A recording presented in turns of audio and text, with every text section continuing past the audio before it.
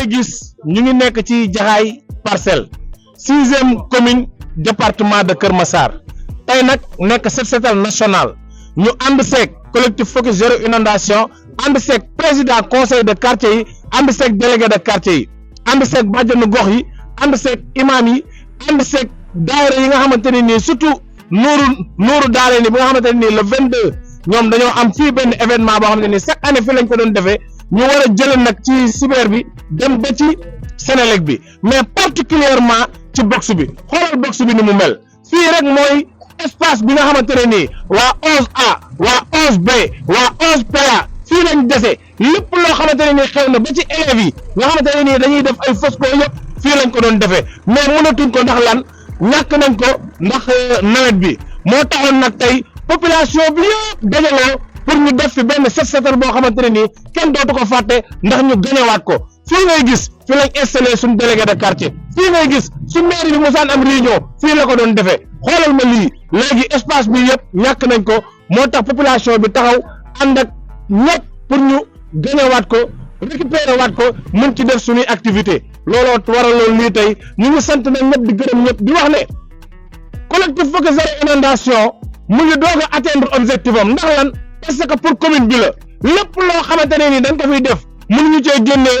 président conseil de quartier yi parce que avant tout ñoom la te les président conseil de quartier ñoom it nañ xam seen devoir def seen gëdd président conseil de quartier dafa mel ni gouverneur ci biir koñ bu ñu seetaan nañu sensibiliser jeunes yi fii dafa waroon a fees dell di kontaan trop tamit si association guy yi bi nga xamante ne nii teew nañ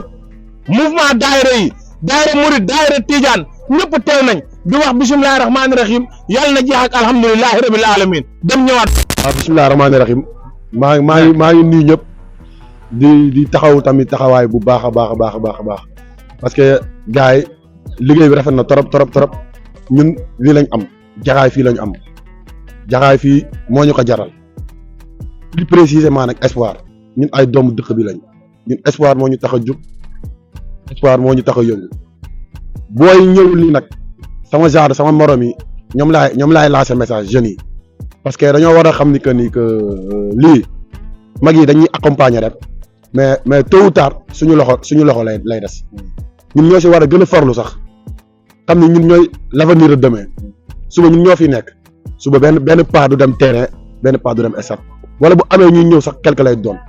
ñooy dem kon nag bu ñu nee nag ASC bi daf ñu ko jaral wala ASC bi dafa woote kenn warul toog même bu fekkee am nga sa yite yi ngay def sax jéemal def même bu dee benn flash 10 minutes 15 minutes du la wàññil dara boo ñëwee nga def comme say morom laal pelle laal rato jéem a xool même bu dee sax amaana sax loolu sax defoo ko amaana sa présence gars dañ koy taxaw dafa rafet parce que fii nii ñun ñoo ko moom lii unité 11 la nekk nekkul unité 21 nekkul unité 19 unité 11 la nekk kon ñun ñoo war a ñëw ñun jeunes yi représenté wu jéem a xool ni ñu koy arrangé bu baax ñu ngi kontaan si liggéey bu baax parce que gis nañ mag yi génn nañ ñëw nañ taxaw nañ accompagné nañ ñun ñuy conseillé tamit bu baax a baax di rafet affaire yi bu baax. waaw ñu ngi nii ak nga xam te ne mooy Cheikh Tidiane bu nekk délégué PA unité 11 Cheikh Tidiane ñu lay siyaare. waaw ñu leen di ziar bu baax ñu leen di ziar di leen sant bu baax a baax di leen remercier aussi ci taxawaay bi merci beaucoup. waaw ñu gis la tey li nga xam te ne mooy commune Jaxaay Parcelles woote benn set setal bu mag. def ko fii nga xam te ne mooy Jaxaay Parcelles te ñu gis la sa présence lan moo waral présence. waaw présence bi du rek lu dul defar quartier bi mu dox defar commune bi mu dox parce que yaakaar naa ni ku xam 11PA xam ni ñun lii rek la ñu xam dañuy mobiliser wu à telle enseigne que suñu jeunes yëpp muy jeune espoir bi fi nekk espoir bi di soog a juddu nekk ñoo xam ni le bonne volonté la ñu am. jigéen góor mag ak ndaw ñëpp dañuy yëngatu parce que loolu la ñu xam donc bu ñu ñëwee taxaw nag ni dañuy def set setal national ñëpp dañuy génn ñu ngi taxaw bëgguñu lu dul rek def loo xam ne ñëpp dinañu respecté parce que suñu yoon la fii ñun ñoo ko moom Jaxaay ko moom donc lépp lu ñu fi def rek suñu bopp lañ ko defal li may wax toujours rek mooy fu ñu mënti nekk damay wax ni lu ñuy def nañ ko defal suñu bopp avant état di ñëw donc ñun ñu ngi fi tout près ñu ngi taxaw te lépp lu ñuy def bëgg rek dinañ ko def incha allah box bi soo gisee ñu taxaw ci bëgg nañ ko def defal boo xam ne bi la du ñun ñoo ko moom de parce que box bi ñun ñëpp a ko bokk waaye bëgg nañu ñun tam vraiment jeunesse bi moom ko jeunesse bi nag pour ñu moom ko mooy il faut ñu defal ko nga xam ni lépp dañ ko def les jeunes bëgg nañ fi pour entraîner parce que amuñu fu ñu entraîner amuñu terrain donc loolu daf ñuy gënal lool manifestation yi aussi de temps en temps amul parce que napp bi dafa bëri ci quartier yi ba nga xam ni emplacement amul fii dañ ko mën a def donc daal vraiment loolu moom dañ koy wax xam ne rek ñu ngi fi et nous sommes disponibles et nous serons toujours disponibles waa 11 PA daal ñu ngi fi pour rek liggéey lu ñu intéressé ci quartier ak commune bi ñu ngi sant ñëpp di gërëm ñëpp di leen wax vraiment jërë ngeen jëf. waaw suñu teewaay de ku ne xam na ne mooy barab bi nga xamante nii mooy box bi nga xamante nii ku ne xam na ne barab bi ni mu mel doy na waar loolu boo jëlee sa caméra filmé di nga xam ne ni mu mel yéeme na te nag ñu xam ne gox bi ñoo fi nekk te fii ñun ñoo ko mën a defar buñ ko seetaanee rek dina doy waar lool moo tax tey ñun ñëpp ñu àndandoo génn ngir setal suñu gox rawatina li nga xam ne mooy box bi ànd ceeg ñi nga xam ne ñooy waa daayira Nuuru Daarayni yi nga xam ne fa lañ jox ak yeneen association yi nekk fii yëpp rek si gox bi focus beeg ñoom ñëpp rek ñu àndandoo génn ngir mën a defar li nga xam ne mooy gox waaw loolu daal mooy li ñu tax a jóg tey incha allah. waaw ma ne di gërëm ñëpp rek li moom li ko waral setal dëkk bi rek ndaxte fii lañ am waaw ñun jaxaay lañ am jaxaay bu setul environnement dara du fi am instant nag dañoo jël décision setal suñu gox ànd ak focus bi jàppale suñu koñ gis nga fi ñu taxaw ni case de tout petit bi la fii lañ doon fubalee mbëri fii la ñuy entraîné di fi def lépp bi mooy box bi yaa ngi dégg mais tey ji xoolal ni mel mënuñu fay def benn activité kon nag dañuy jéem a sabablu rek jéem a jaayante xool nuñ ko defaree ba mu set kon ci mën a dimbale tam nga ñëw dimbalu ci bépp autorité mu ñëw dimbalu ñu suñu box bi ñu ñëw defar ko ba mel ni meloon loolu rek lañ ci jublu. ñu sant yàlla bu baax tey ci journée samedi 1er février 2025 tombeeg journée setal suñu réew ñu jox rendez-vous toute la population de la commune de Jaxaay Parcelles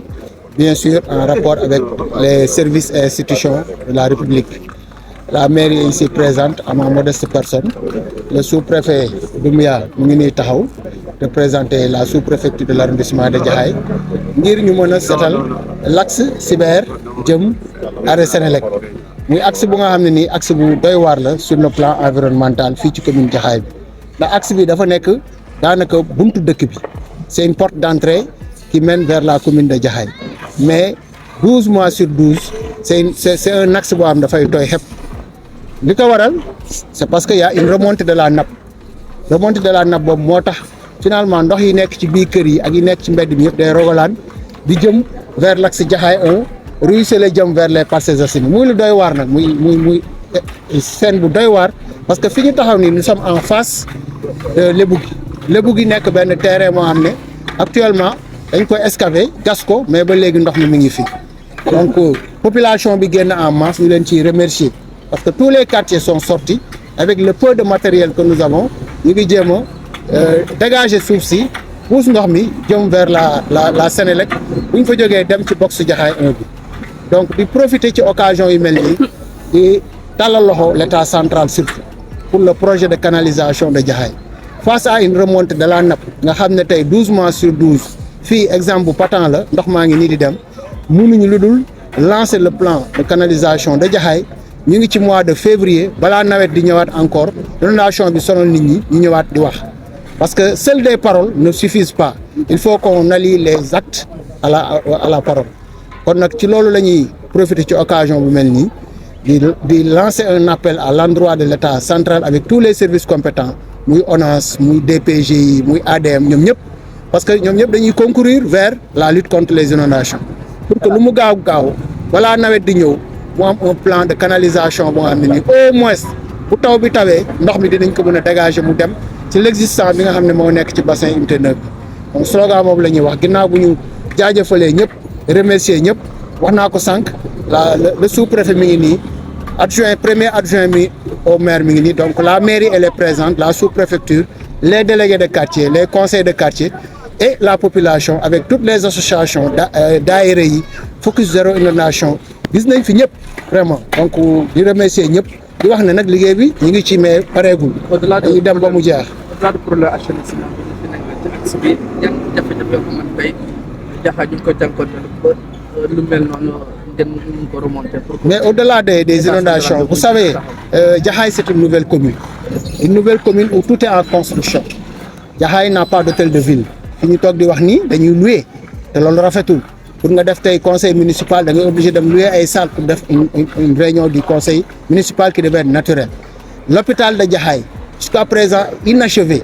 Depuis le plan Jaxaay en 2008-2009, l'hôpital de Mingifi. À chaque fois, on nous dit que lancer un projet, Mingichi, entrepreneur gagné nako, alors que nous tous nous savons que l'IDES de Fabari, il faut achever, il faut équiper, il faut amener un personnel soignant.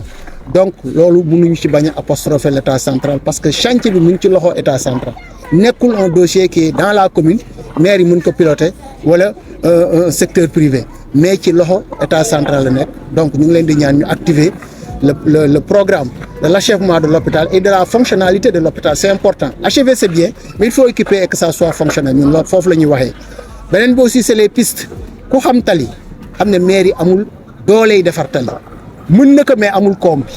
l'État daf ñu war a jàppale. Nous avons une commune très bien lotissée. Jaxaay Parcelles est bien lotissée parce que nous sommes sur l'essentiel dans des Parcelles Assainies. Mais tali yi defaruñ ko. Promoville est venu, mais c'est des projets nga xam ne bëriwul. Kon c'est l'occasion aussi projet yi ñuy joxe en termes de pavage, en termes de radier, en termes de route goudronnée ñu gën a yokk le quota de Jaxaay parce que c'est une nouvelle commune soxla na ko ñu mën a au moins liggéey tali yi parce que en saison des pluies kenn mënul dëggu Jaxaay kenn mënu fi génn faute de piste. D'accord. En français, nous voyons l'axe sur lequel nous sommes est dans un état pitoyable. Effectivement, donc en ce samedi 1er février 2025, dans le cadre du programme Setal Suñu Réew lancé par le président de la République, nous nous sommes inscrits dans cette dynamique et chaque mois la mairie en collaboration avec la sous-préfecture choisit un axe et en ce 1er février nous avons choisi l'axe entre Cyber et le rond-point Sénélec. C'est-à-dire c'est l'axe qui passe par plusieurs quartiers de ce qu'on appelle nous ici le jargon Jaxaay 1. C'est un axe qui est mouillé 12 mois sur 12. Le pourquoi, c'est parce qu'il y a un ruissellement d'eau causé par une remontée de la nappe.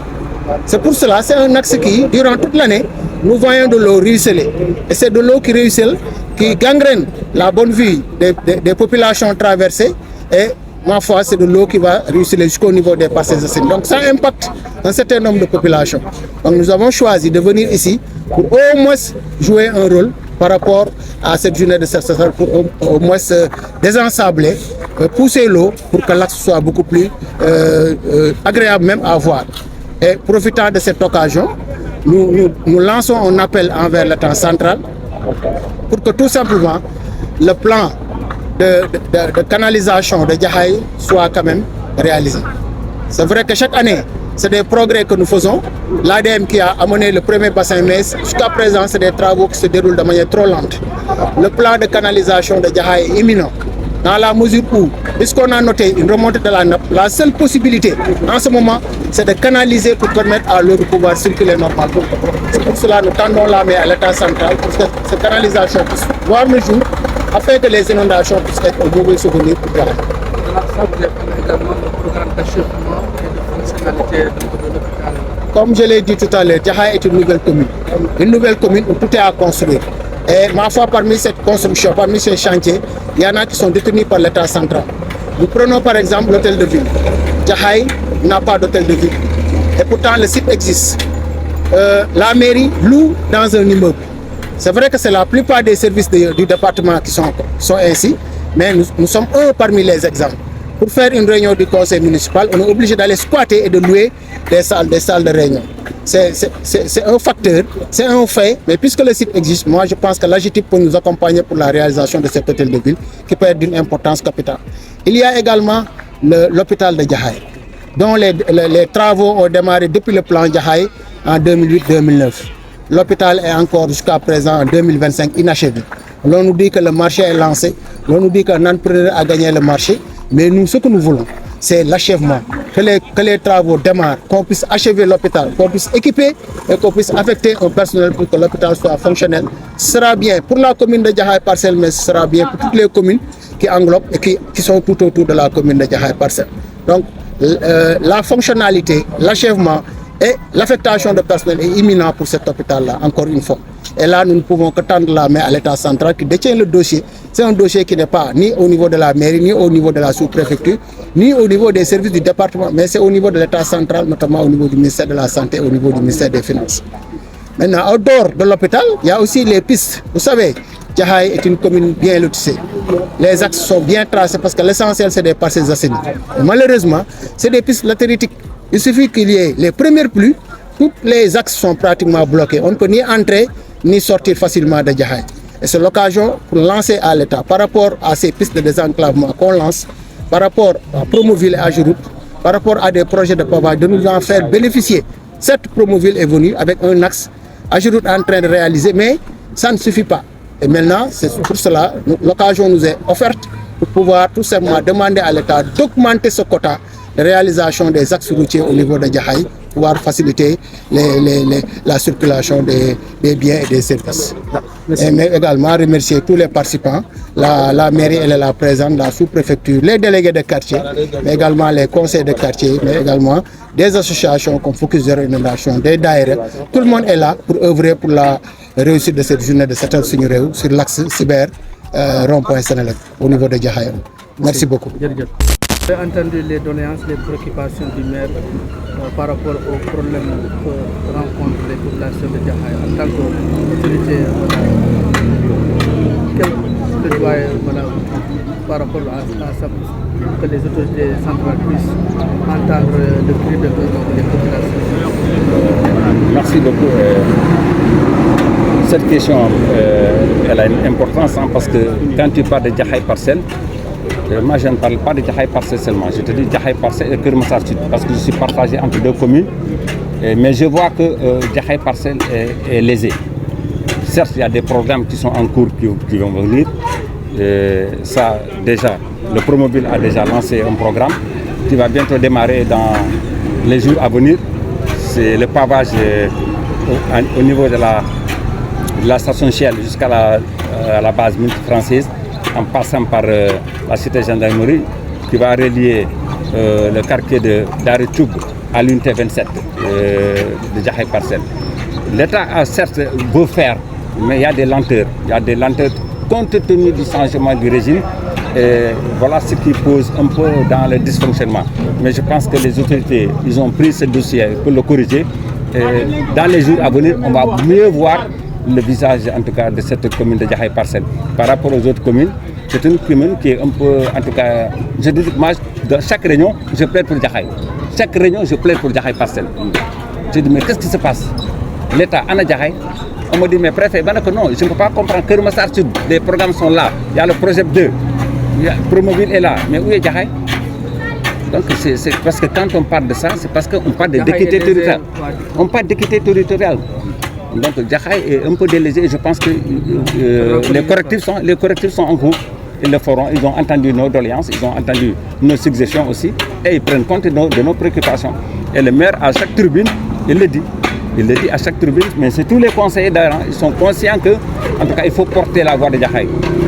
Je vois que la population est engagée, et nous portons en tout cas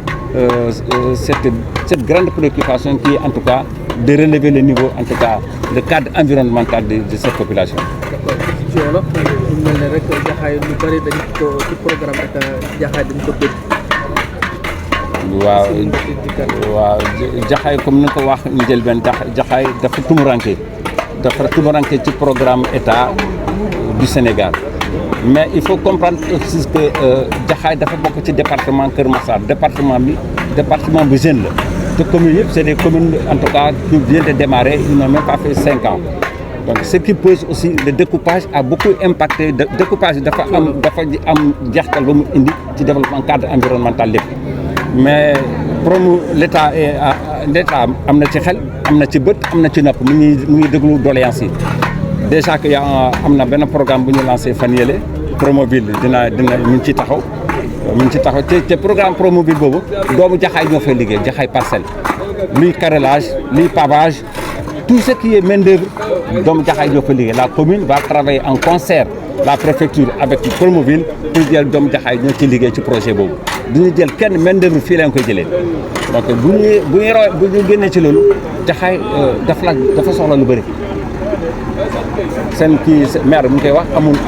hôtel de ville préfecture on est sous location et la voirie dans Jaxaay pose beaucoup de problèmes. Jaxaay est bien assaini, Jaxaay est bien tracé sur le plan cadastral, mais l'assainissement reste. et c'est l'assainissement qui moom mooy xool dëkkandu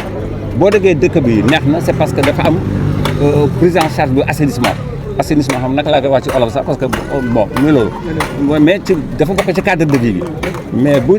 état defoon ay canalisation yi mucc ay vraiment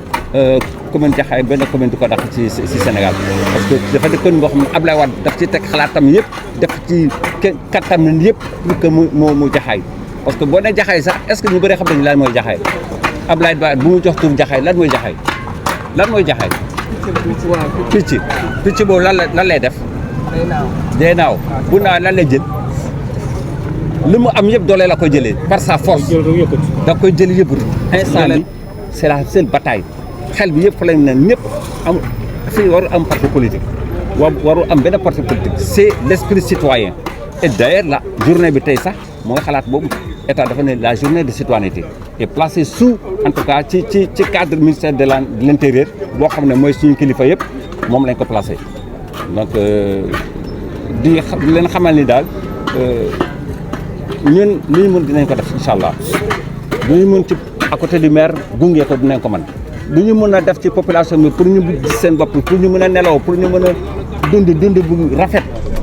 ñun l'administration est là et nous sommes prêts ñu ngi leen di accompagner ci loolu.